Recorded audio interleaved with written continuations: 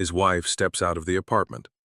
Seconds later, she's in the hallway, screaming.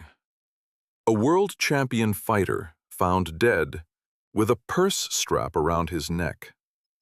They said he killed himself. Case closed. But almost immediately, nothing about the scene made sense. On the floor, Arturo Gatti, two-time world boxing champion, Hall of Famer. A man who had been knocked down, beaten bloody, and left for dead inside a ring, and walked out every single time. He was not walking out this time. He wasn't just a champion. He was a spectacle. He took punishment that would have killed a normal man and came back for more. He was a millionaire, a legend, and according to those closest to him, finally looking forward to life after the ring. He had a wife, Amanda Rodriguez, and a young son he adored. But the happily ever after was a lie. The marriage was a volatile mix of jealousy, public screaming matches, and a prenuptial agreement that made Arturo worth much more dead than alive. Just weeks before his death, Arturo had updated his will. The new document left his entire $6 million estate to Amanda, leaving his mother and siblings with nothing.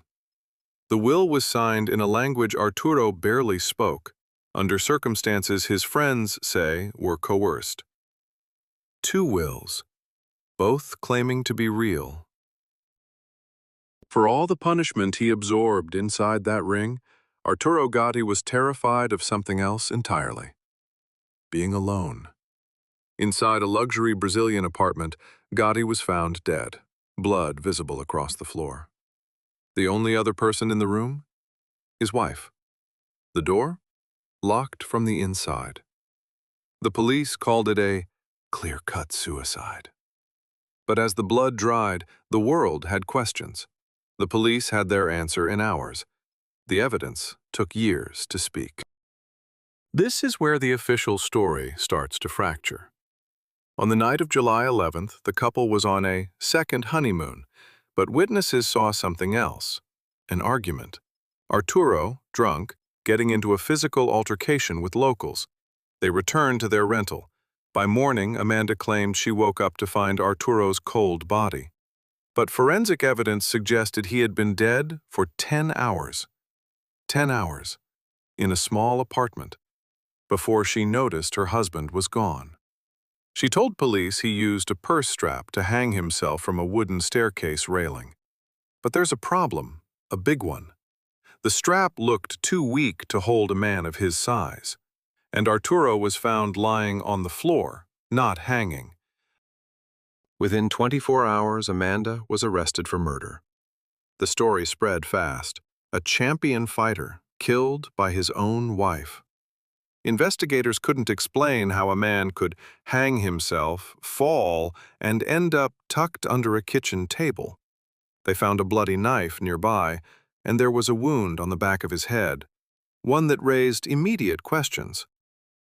What happened in that apartment between midnight and dawn? The answer changed, depending on who was looking. The Brazilian police, first ruling, murder. Detectives said it was technically impossible for a third person to have been in the apartment. No signs of forced entry. Electronic locks confirmed no one else had entered. Their conclusion? Amanda had strangled her husband with her own purse strap while he slept. She was arrested, held in jail for 18 days. Then, the Brazilian police, second ruling, suicide. A new investigator took over the case. He concluded Gatti had hanged himself, using, he claimed, the thick canvas purse strap from a wooden staircase. Amanda was released. Charges dropped. Case closed.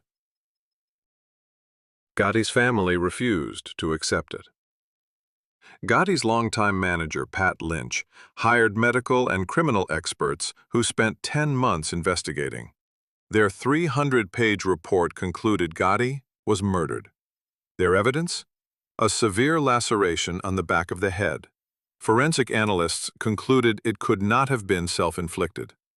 His body was found under a cabinet, inconsistent with a hanging. And biomechanical analysis of the strap determined it could not have sustained his body weight long enough to cause death.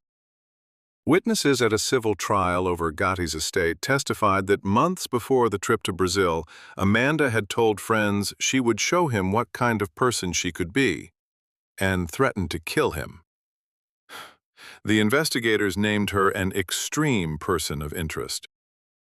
The Quebec coroner, ruling unknown.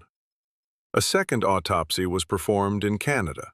The coroner agreed Gatti died a violent death, asphyxiation by neck constriction. But it was not conclusive whether it was a homicide or a suicide.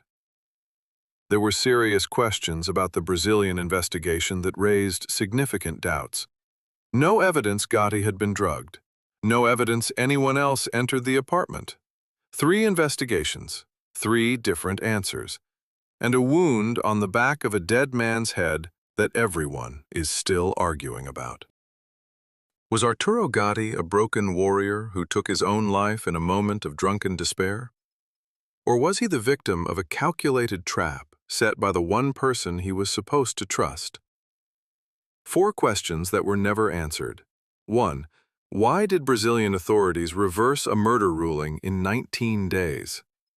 2. How did a purse strap support his weight long enough to kill him? 3. Who really signed that second will? 4. What caused the wound on the back of his head? The official answer is suicide. Nobody close to Arturo Gatti has ever believed that. But the truth is buried in a cemetery in Montreal, along with the man they called Thunder. The official story says one thing. The evidence suggests another. And somewhere in between is the truth we may never get. But this isn't the only story like this, because sometimes people don't just die under mysterious circumstances. They disappear completely. So what do you think really happened? And if you want to see a case that's has more questions, watch this next.